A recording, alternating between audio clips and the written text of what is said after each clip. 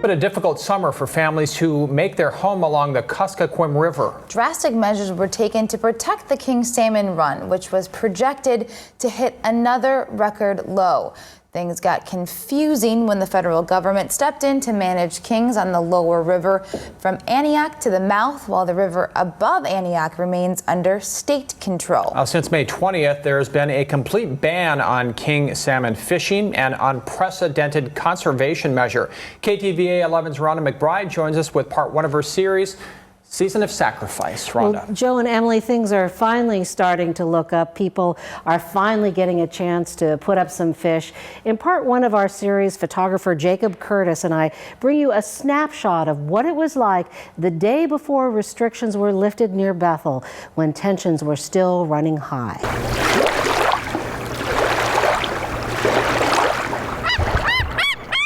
For most of the fishing season, a strange air of quiet on the Kuskokwim, but the airwaves, an entirely different matter. It's been a tough summer as we try to protect the salmon. There are very few places where you'd have a 2-hour radio show dedicated to king salmon.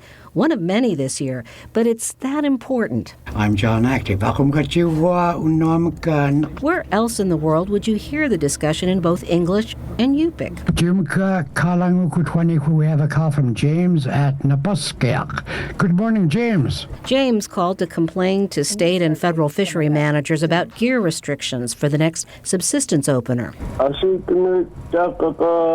Said he doesn't like the idea of using only 25 fathoms of a net. I'm going to put you on hold, okay? With news that fishing restrictions are gradually being phased out, callers sound less angry. Native way of life, unwritten rule. A few weeks ago, Fritz Charles stirred controversy when he said he heard about threats of violence on the river. They are starting to meaning organizing, getting together. Charles says reliable sources told him that people were planning to fish illegally for kings and carry guns and rifles with them. The main concern was lives being lost. You cannot replace life. Salmon will always return no matter what. So far, nothing like this has happened. In fact, the opposite. People have willingly complied to save the kings. It's heartbreaking. Walter Snyder has not fished at all this summer. It's been a huge sacrifice. I love fish camp. These racks would normally be full by this time of the year. Because we used to catch them left and right, and we used to fill up our racks with kings. My parents used to, when I was a little kid growing on up. Walter hopes to get some fishing in soon. He's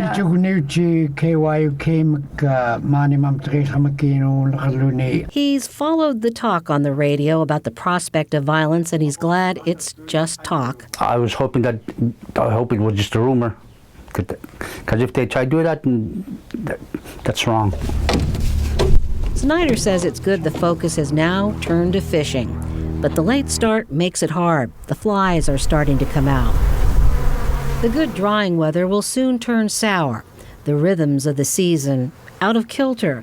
What was right and natural seems suddenly wrong. When the fish are in the river, the elders say, fish till you drop. It's wrong to let the fish swim by. At the radio station, the job of balancing two worldviews never ends. Charles Enoch reports in 2 languages. Yupik is kind of an intimate language. A language in which the word for fish, nika, is interchangeable with the word for food. You should never, ever argue over food. In our culture, there's a big taboo on conflict over food. The belief that fish and animals are highly sensitive to human emotions, and conflict drives them away. Sorry about the wait.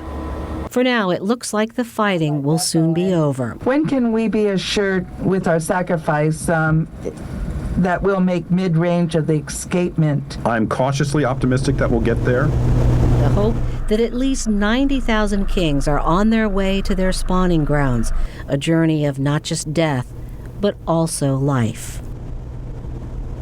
Tomorrow, we'll take you to Martha and Walter Larson's fish camp near Bethel. We'll show you how they've adapted in this season of sacrifice. They've managed to keep their traditions of cutting and putting up fish without catching kings. KTVA 11 News Nightcast. As we continue our series tonight, Season of Sacrifice, we look at how the people on the Kuskokwim River near Bethel have adapted to the ban on king salmon fishing. KTVA 11's Rhonda McBride takes us to some fish camps to see how people are coping. Rhonda. Well, Joe and Emily, from their rich, buttery taste just to their sheer size, you can understand why thousands of households on the Kuskokwim are mourning their loss. But in this season of sacrifice, people have had to seek alternatives. As a native leader, it's Tim Andrews' job to care, and this season of sacrifice has him worried. And there's some salmon that are up there, but the next one is empty. And normally it's just orange and there's full of life, there's children swimming. And the sweet smell of smokehouses. And it's just ghostly empty. Some families have managed to put up fish using nets with smaller mesh. Fishery managers allow these because when the kings hit them, they just bounce right out.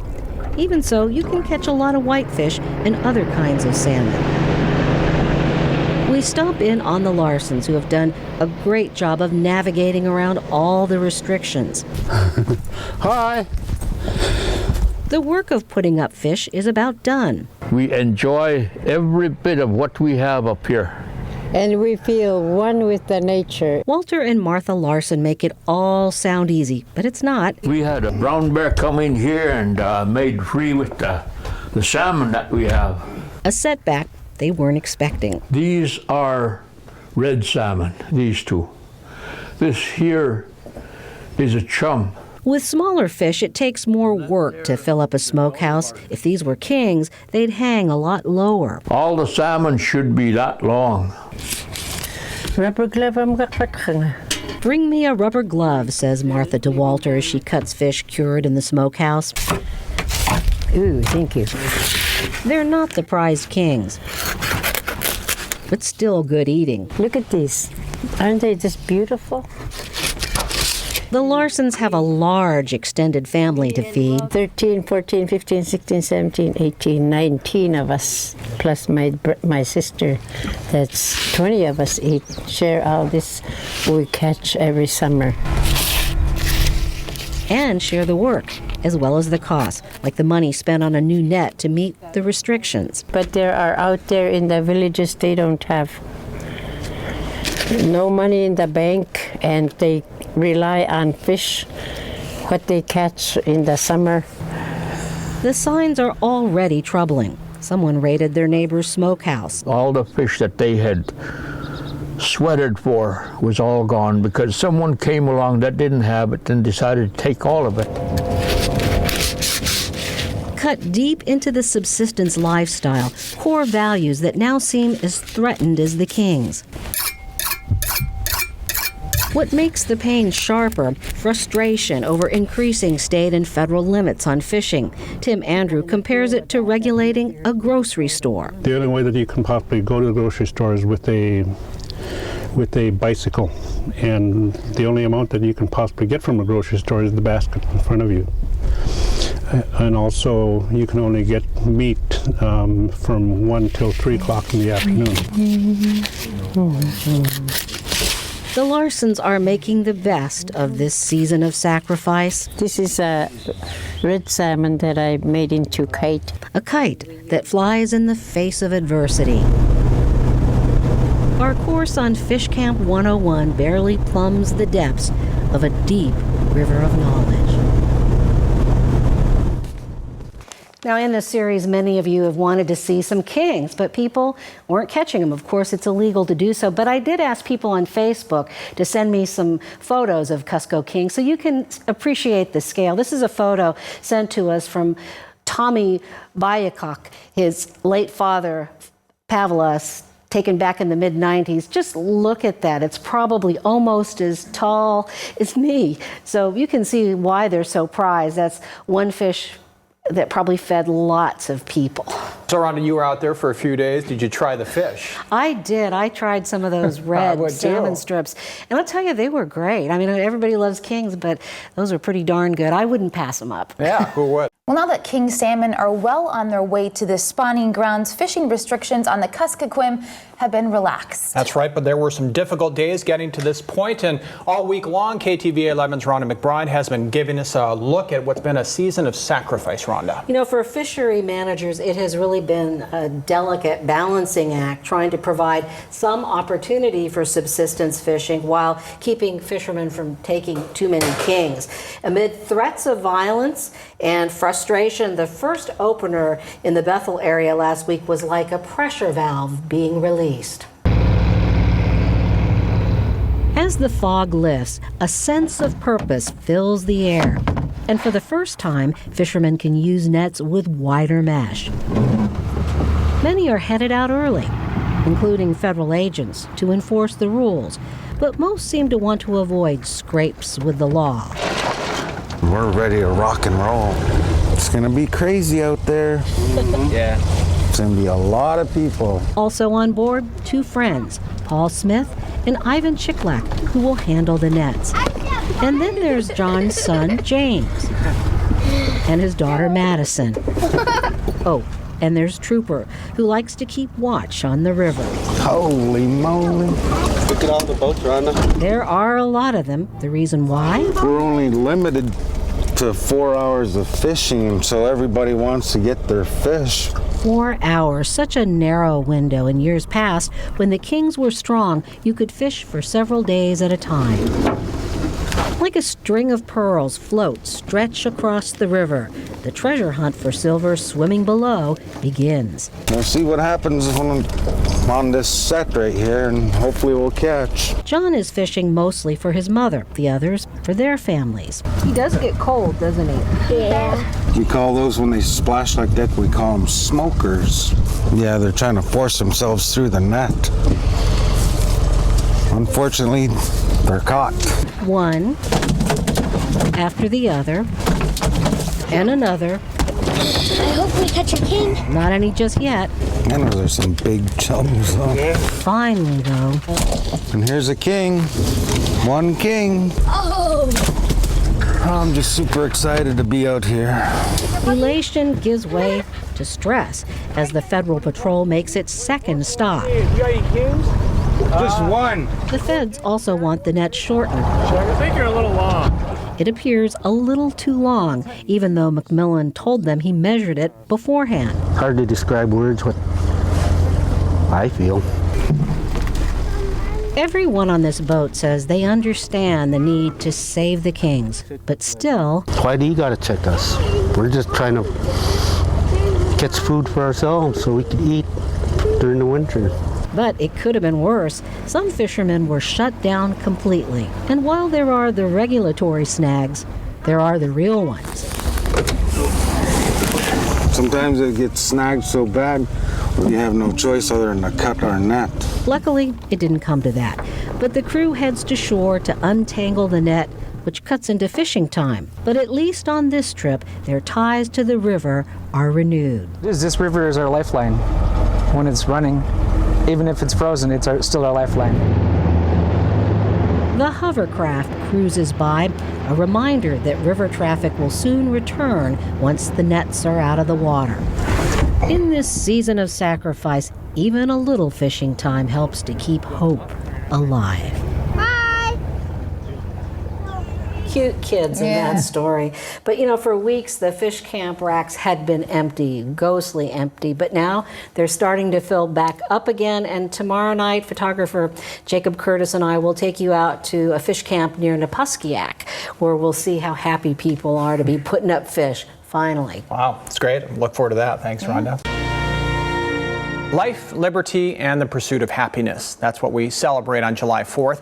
And for many in rural Alaska, that means living the subsistence lifestyle.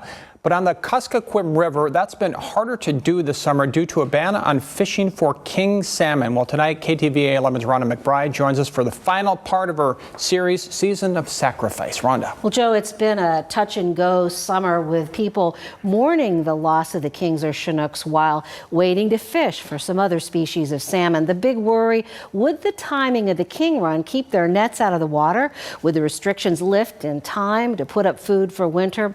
Throughout our series, series, photographer Jacob Curtis and I have brought you the ups and downs of a roller coaster season. I mean, it's totally devoid of life, and it's normally just bustling. With indications like what we're seeing here, it's pretty scary. This was the day before fishery managers finally lifted gear restrictions, which cost people weeks of valuable fishing time. Tim Andrew also took us out the next day to witness the transformation. Although barges bring food and other goods, the river is the real grocery store.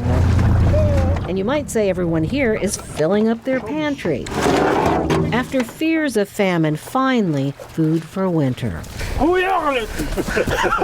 In the Yupik language, that means be thankful. Even though there's a lot of hard work ahead. So much fish. 26. 28. I'm very happy.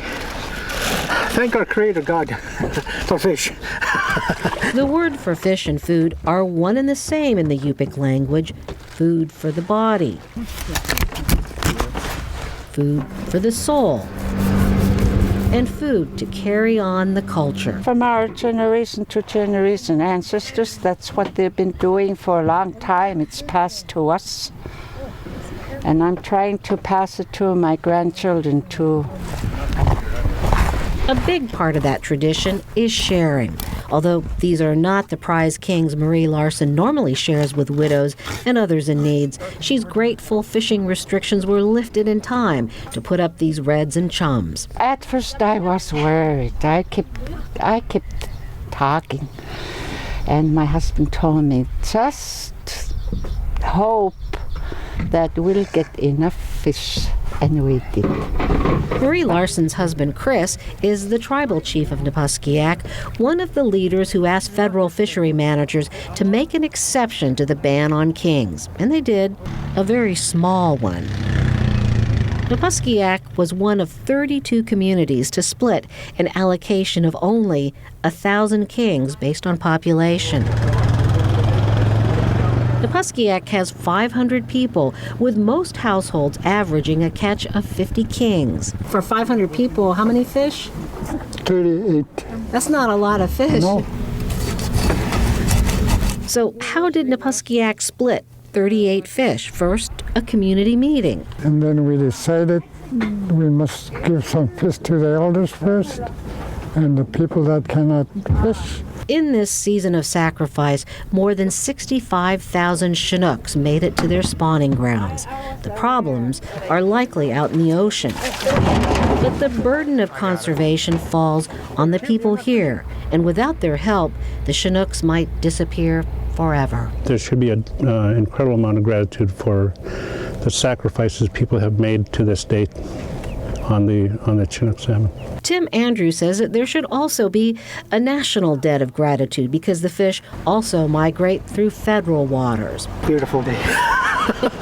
Beautiful day. The pursuit of happiness here means having enough to share. We're okay now.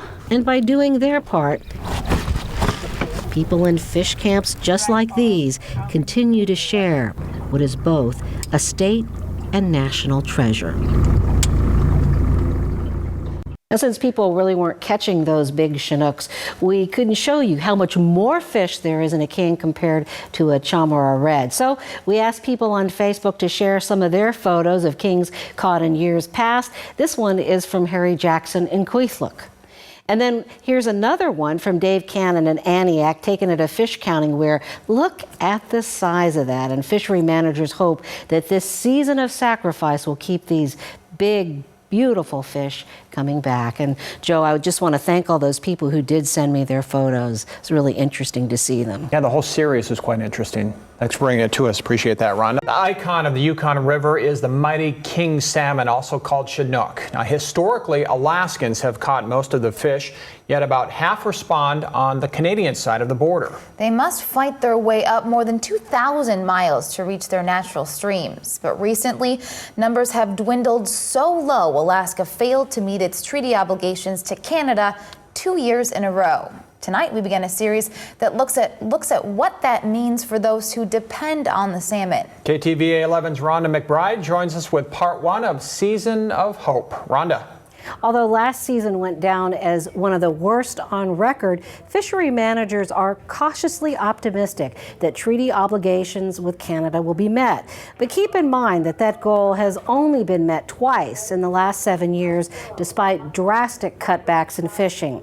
Tonight, photographer Jacob Curtis and I take a look at the communities on both sides of the border that are looking for answers.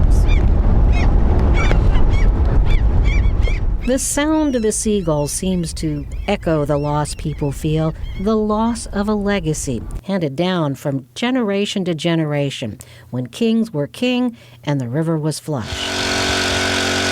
But today, the only kings that are legal to harvest are what Fish and Game brings back from its test fisheries. Everybody's hoping for a king every day. It's really hard right now. There's only one king, a small jack.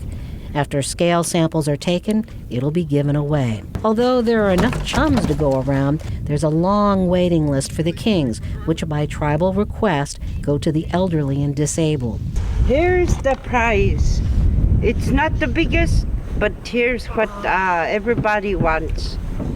The king salmon. The reasons why the kings have disappeared are still a mystery. The problems appear to be out in the ocean. We've kind of referred to the ocean portion of a life cycle as being a little bit of a black box of information.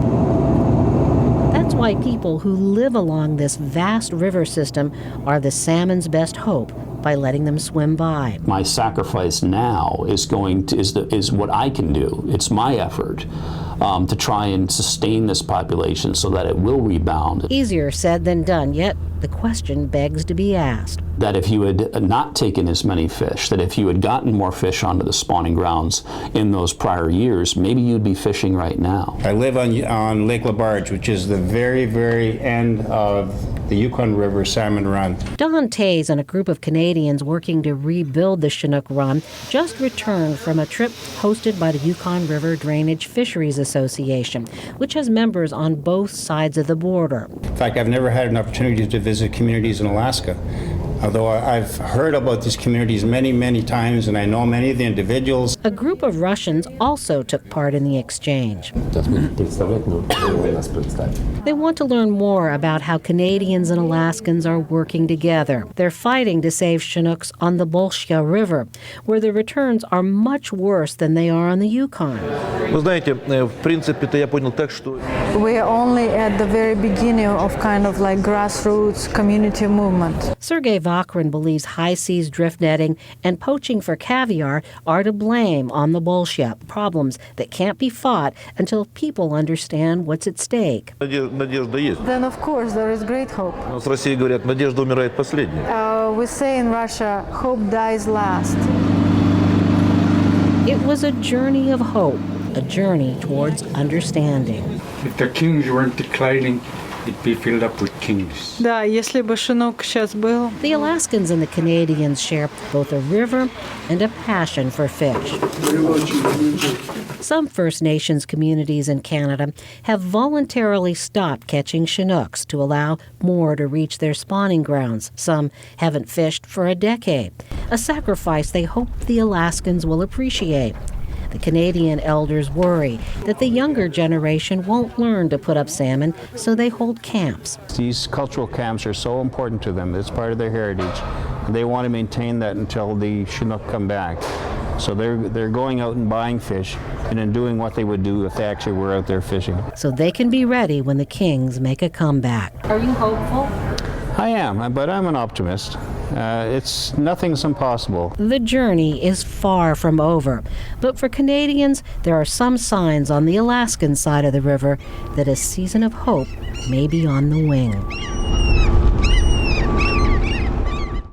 Tomorrow night, photographer Jacob Curtis and I will take you to the lower Yukon River to look at how fishermen are trying to avoid catching kings, while at the same time going after chum salmon, what's known as the money fish for the region. Using mostly drift nets, fishermen have harvested more than 1.7 million pounds of summer chums.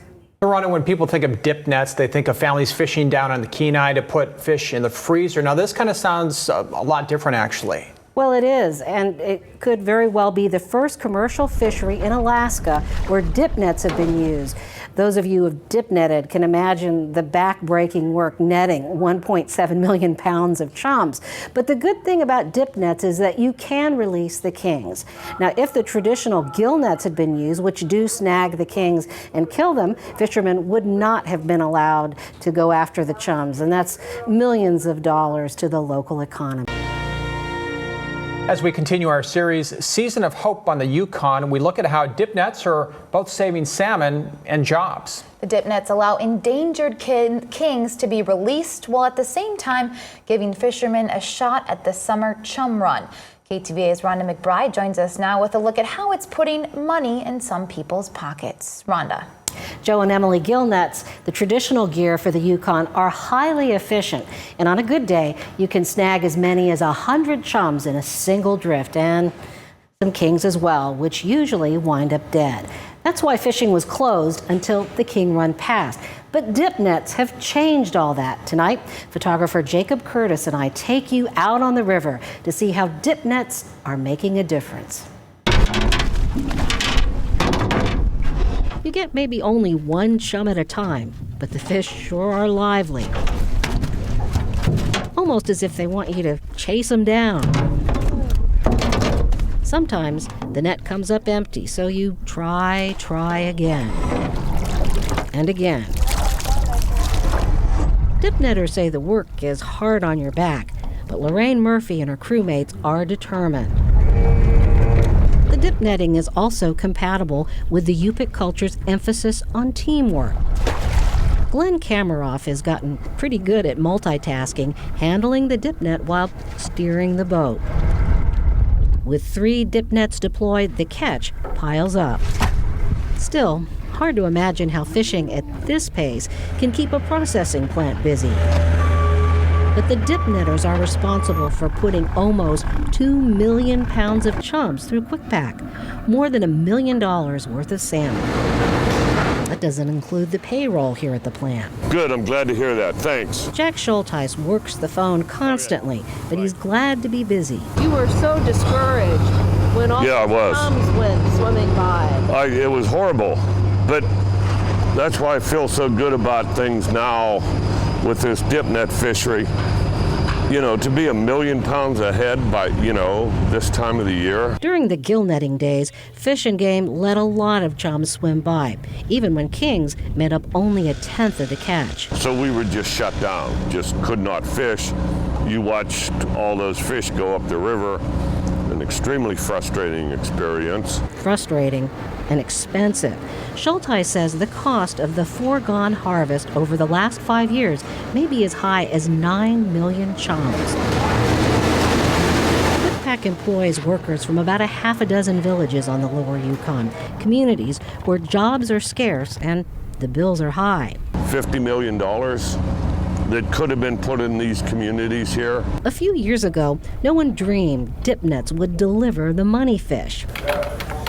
Jean Sandone was one of those who pushed for dip netting. The inspiration? Dip nets on the Kenai, which families use to fill up their freezers. When Sandone fought for a state permit to use dip nets on the Yukon, he had no idea how they would work. Quite frankly, it exceeded my expectations. You give fishermen, a tool, and they're going to use that tool and modify the use of that tool so they can maximize their catch. Yet minimize the king catch. Dip netters say they can tell when a king swims into the net by its weight, so it can be quickly released. Gotta let them go, get their numbers up. The crew here knows every king counts, and just like all the chums caught in these dip nets, each adds up to success. Want to take a guess? How many kings you let go? Should be close to 100 right now. Kings that may very well help mark the beginnings of a season of hope. QuickPack says that dip netters released about 5,000 kings this season. So how significant is that? Well, one way you can think of it, if those kings make it across the border into Canada, that's about 10% of the salmon needed to meet the terms of a treaty with Canada, which Alaska has failed to do for the last 2 years. Now, another new fishing technique is being pioneered on the Yukon, aimed also at protecting the kings, beach seining. Tonight at 10, we'll show you how it may be a viable alternative to gill netting. Like dip netting, you can release the kings live. They say necessity is the mother of invention, and when it comes to fishing on the Yukon, this old adage definitely applies. The ban on catching kings kept fishermen from going after chums, that is, until now. KTVA 11's Rhonda McBride joins us with another part of her report, Season of Hope. Rhonda. Well, Joe and Emily, for the longest time, it was actually the season of sacrifice, waiting for the king run to pass to then chase the chums. That's because the gill nets they use snag the fish by the gills, and as far as the fish go, that's all she wrote. So fishermen switched to dip nets, which allows you to release the kings alive. Some are also pioneering another technique to save the kings, beach seining, where nets are used to encircle the fish and trap them next to the shore. Left line. Although beach seining is common elsewhere in Alaska, the trick? How to make it work here. It's a different kind of fishing than what we're used to. But it's a fishing technique with promise. 28. 29. 30, 31. You can catch a lot of chums. This last seine had 32 chums and 1 king released. Look, king right there. A king Patrick Tam sent on its way to its spawning grounds in fairly good condition. In fact, overall, beach seining seems to be a kinder, gentler fishing technique. You get good quality fish. You don't see any markings, net markings on the fish. It helps that everyone here routinely works together, because beach seining takes a lot of teamwork. Go down, go down, go down. Walk back, John. Walk back, John.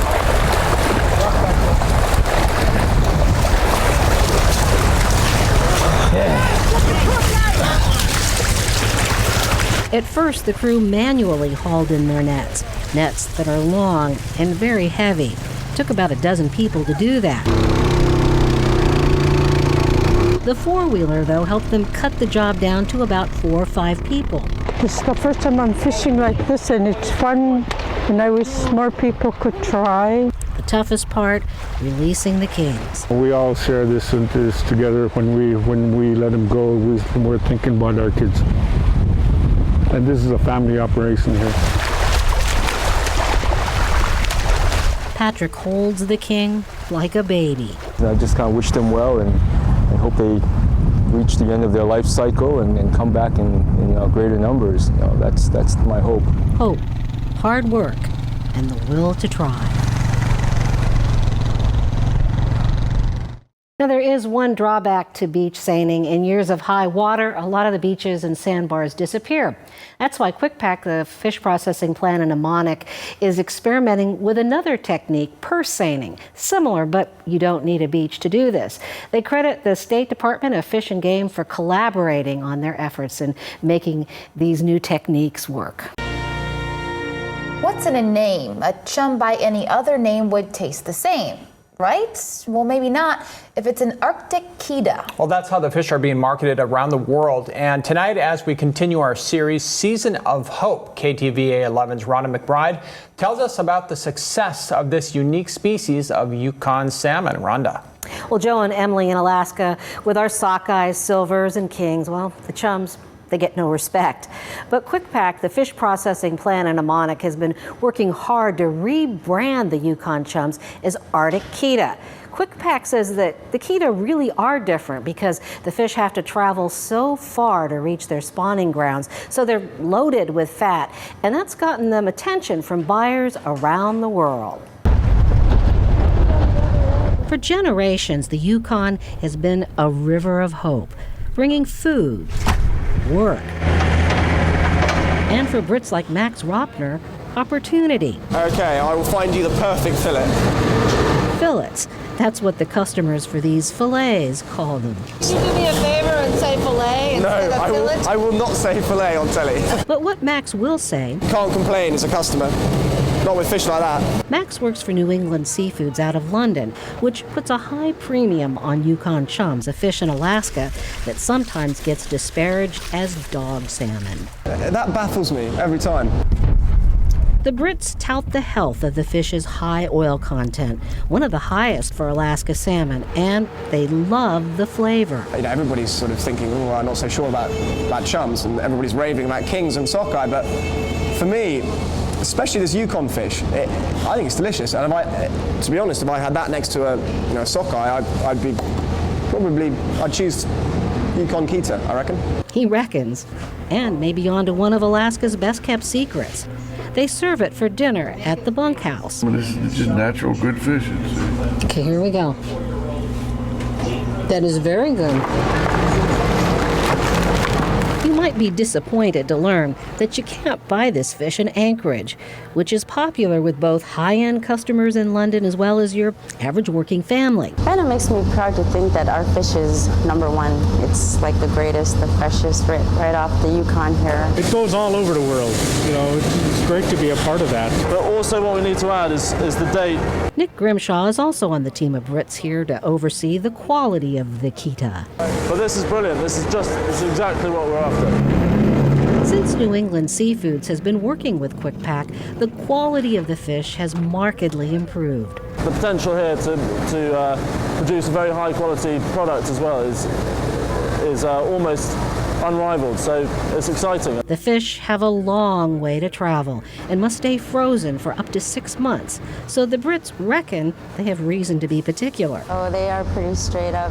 They are teaching us a lot about the fish and the sanitary business, so it's a good learning experience. From trimming the fish, making sure the pin bones are completely out, and that no air is trapped in the packaging so that the salmon keeps its color, all are lessons that will improve Quick Pack's reputation. Because if we get a load of fillets like this, the amount of money we have to spend to get it looking the way we want it is vast. If you spend a few $1 million and you don't get what you want, then there's some pretty unhappy people back in the UK. So, and that's my fault. I'm in trouble. Now, we wouldn't want that to happen, but if the workers here could just teach the Brits to call them fillets instead of fillets. But then again... So just like 6. The accent, it makes the day go by a little faster. And it just had the time that the rat went in. Accents aside, the Brits say the story of the Yukon and its people only add to the mystique of the Arctic Kita. There are 2 chum salmon species that run on the Yukon, the summer and the fall chums, and the fall fish are considered even richer. They are featured in restaurants in Seattle, but alas, here in Alaska, no glory in your home state. So Rhonda, you've tasted chum before. Is the Yukon Kita fillet really that different? Fillet. I'm going to say fillet, but what I tried was very, very good. You know, it has sort of a mild but very rich flavor, sort of similar to silver salmon, but we wanted to find out what the experts have today to say about that. So we turned to Chef Jack Amon at the Marx Brothers restaurant and asked him to prepare some fillets, and we'll tell you what he has to say about them at 10 tonight. And he did pronounce it fillet, just to be sure on that. But, you know, to tell you the truth, where I'm concerned, when it comes to Alaska salmon, it's all good. Tonight in our series, Season of Hope, we look at the success of the Yukon chum, a fish that people on the lower river turned to after their king salmon run began to fail and commercial fishing for kings came to an end. Well, the chums have been a silver lining, and Rhonda McBride joins us to show us how the chums are the new money fish, Rhonda. Well, Joe and Emily, there has been a big effort to rebrand the chums as Arctic Kita to tout the salmon's extraordinarily high oil content. We asked a local chef to see how that translates from the net to the plate. We're going to serve it with a roasted red pepper coulis, some mashed Matanuska purple potatoes. Something else you won't find on the menu here at Marx Brothers. When I unpacked the box, I was very impressed when I saw the fish. And you could see that unlike other Kita salmon, there's a lot of marbling in here, which makes it rich. These fish came fresh from the Yukon River. the company that markets these chums as Arctic Kita, has had success selling them in Europe. Are you excited to see it sold in Europe? I think it'd be great, and especially from the Yukon. Where do you get to eat something from north of the Arctic Circle? You know, I think that's really exotic. So exotic, Chef Jack Amon has never tried Kita. I'm going to try one right now, and we can see the fish is really nice and flaky and still moist. Let's give it a bite. Good piece of fish. All right, ladies. Oh boy. Here we have some Yukon Kita salmon with the roasted red pepper coulis. We invited Jenny Koenig to join us. She's from the Yukon Delta Fisheries Association, the company that owns Quick Pack. You don't think of red wine and fish, but Pinot and salmon are perfect together. I never would have known that. So taste the wine, taste the fish, taste the wine. Okay. That's how you do it. That sauce is to die for. It complements the fish really well without overpowering the fish. It's so delicate that you'd have to give it something nice and light to go with it. So you want the fish to be able to shine. The verdict? The Kita is typical of Yukon fish, buttery and mild. Why can't we sell this in Alaska? Why can't I get this beautiful fish at some of the stores here in Anchorage? Alaskans are fish snobs. People have seen so few Yukon fish in this market that they don't understand it. You say Kita or they hear the word chum and they turn up their nose because they're thinking about Cook Inlet chum or, Southeast chum. Quick Pack says the oil content is what makes Kita different. In fact, the company claims it's richer in omega-3s than Copper River Reds, and that's quite a remarkable fish. But Kita appears to be in a league of its own. To Yukon Kita. And a toast to Jack Amon, the chef, for giving up his day off here at Marx Brothers to give us a taste of Kita and all the trimmings. Bon appetit. Now, Chef Amon says that he really does miss the Yukon Kings that he used to serve at his restaurant, but those aren't fished commercially anymore, so they're just not available. But tomorrow night, we'll look at how Arctic Kita is helping to rescue the economy of the lower Yukon. And now we're hungry at 10:30, thanks to you. I tell you, it was good. Yeah. It looked Don't good. rub it in. Okay. Community Development Quota Groups, or CDQs, are one of the legacies of the late Senator Ted Stevens. The program was set up to help coastal communities in western Alaska develop an economy by giving them shares in the Bering Sea fishery. Last year, the Yukon Delta Fisheries Development Association, the CDQ group for villages on the lower Yukon, earned about $18 million. Under federal law, the money can't be given out to individuals. It must be reinvested in fisheries. It provides work, it provides purpose, it provides goals. It helps keep up the way of life. Most of the CDQ's businesses, along with the Quick Pack fishing plant in Imanek, lose money, but the idea is to circulate that money in fishing communities as payroll. Now, tonight in the final part of our series, KTVA 11's Rhonda McBride is here to show us how this economic engine works. Rhonda. Joe and Emily, it almost sounds counterintuitive. Businesses are supposed to make a profit.